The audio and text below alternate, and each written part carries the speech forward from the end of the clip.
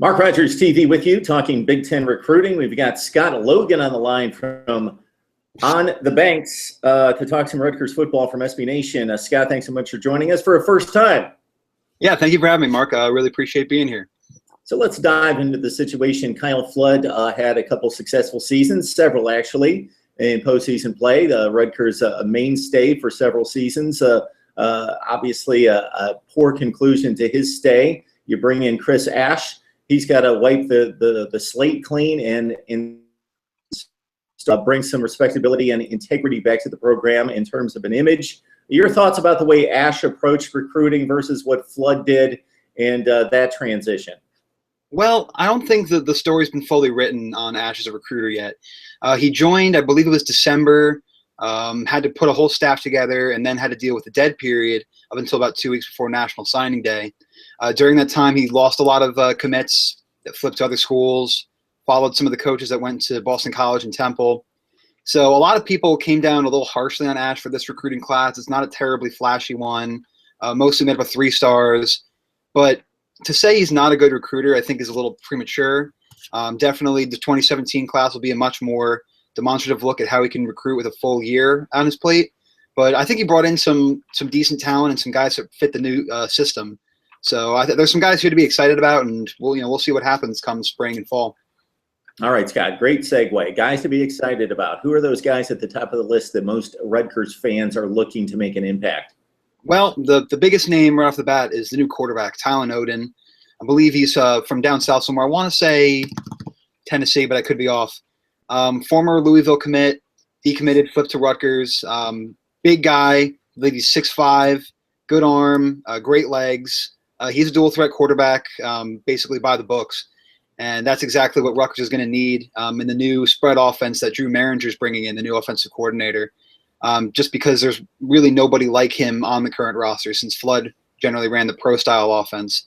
I'm not sure if Oden's going to play right away as a freshman. He looks like he needs to bulk up a little bit. I think if he plays at the size he is now, he might get pushed around a little bit by Big Ten defenses. But he's the guy of the future. There's no question about that. Okay, if you look down the list, based on scouting reports, what you've heard through social media, there are highlight reels out there this day and age all over the place. Maybe some guys that are a little bit lowly regarded, but that you think might surprise. Well, I got a couple guys for you there. One being John Pollock. He was the first commit to this class. He committed back in, I want to say late 2014. He'd been with the team for a very long time, stuck with the program through the rough season. And he kind of took over that role. Our first commit originally was a guy named Ted Field, the offensive lineman out of Pennsylvania. And he was super pro Rutgers, was at all the games, on social media all the time, recruiting himself. He ended up decommitting, though, and then that kind of shifted Pollock into that role. And he did a great job, always on social media. He enrolled early. He's going to be able to play in spring practice, spring game. And that's a big step for him because we need linebackers right now. We're struggling at the linebacker position with Quentin Gauze having graduated, Kywan Lewis graduated, and then Steve Longo declared for the draft. That's all 3 of Rutgers' starting linebackers last year. So he's one guy, I think, who is somebody to watch heading into the season. Another guy goes by the name of Ross Taylor Douglas. He's a graduate transfer from Michigan, and not sure where he's going to play right now at Rutgers. He was a DB in high school, 4-star recruit, widely recruited, ended up going to Michigan. And then Michigan coach Brady Hoke really shifted him around the field. He played some running back, then transitioned to wide receiver, then back to running back. Never played DB much for the Wolverines. He's a graduate transfer. He's coming to Rutgers. 2 years eligibility because he graduated Michigan in 3 years. That speaks a lot to his character, I think. Michigan, very good school academically. He was able to graduate in 3 years. He comes to Rutgers with 2 years left, and I think we're really going to see him in the defensive backfield because that's position group needs a little help, and he can play right away. And he has that 4-star pedigree, so I'm really excited to see what he brings. You hit on the DBs and the linebackers in need of some experience and in need of some talent and depth. Anywhere else on the field? I know that you're really strong at running back. And any other thin spots?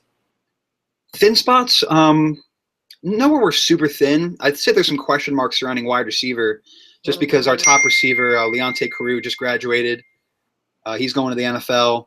So we're not really sure who's going to step into his spot yet, but there are a lot of guys that can do that. We saw Andre Patton and Carlton Agazosi step up big time when Carew was suspended and injured last year. We got some younger guys, Dante Owens. He's one guy that I'm looking forward to. A guy that's we've talked about a lot with this class that just came in is going to be Mohamed Jabi. He is a nephew of Mohamed Sanu, who was obviously one of the greatest Rutgers receivers in program history. And I've watched a lot of Jabi's film. He's a smaller guy, but he's very fast. He could be a lot of fun to watch. The name I'm keeping an eye on, though, is Janarian Grant, who was one of the best special teams players in the Big Ten last year as a return man. I think we're going to see him involved in the offense a lot more this year, especially with the Maringer spread. All right, Scott Logan from On the Banks, SB Nation's platform for Rutgers athletics. One more question for you, Scott. In regards to the footprint of Rutgers football, the recruiting base, seems like a double-edged sword in regards to the Big Ten kind of moving in a little bit more than maybe it had in the past. So while Rutgers gets increased visibility based on the brand of the Big Ten, it probably works both ways. Yeah, no, there's no doubt about that. A lot of people in the Rutgers community complain that we're not getting the top New Jersey guys, and that was especially true this past year. All the top 10 guys, a lot of them are going to Penn State, Michigan, Michigan State, Ohio State. And, you know, as a Rutgers fan, that's got to be tough because we want to be able to keep these guys home. And I think that's something we're going to see Ash really work hard on this year for the 2017 class. They're starting this whole movement, the hashtag Fence the Garden, to keep the top players in New Jersey in the Garden State. One guy I'm really looking forward to seeing where he goes in 2017 is Fred Hansard. He's a defensive tackle right here from New Jersey. He was on at Rutgers campus last week for Junior Day, and supposedly Rutgers is very high in his schools right now. We're so far away from National Signing Day, so take that with a grain of salt. But if we can keep a guy like him, a 4-star defensive tackle, that might be a domino effect to keep a lot of the other top talent here in New Jersey. Yes, it'd be crazy. What's that, Scott? Oh, go ahead. I'm sorry. I was just going to say, yeah, it's a crazy tough division that looks to get even stronger with Penn State coming on, and even the likes of Indiana being stronger with some decent recruiting classes and being better in the trenches in recent years. Scott Logan from On the Banks, SB Nation's site for Rutgers athletics. Scott, thanks for joining us for the first time. We'd love to have you back. Talk some spring football soon. Absolutely. I'm happy to come on whenever. Mark, thanks for having me.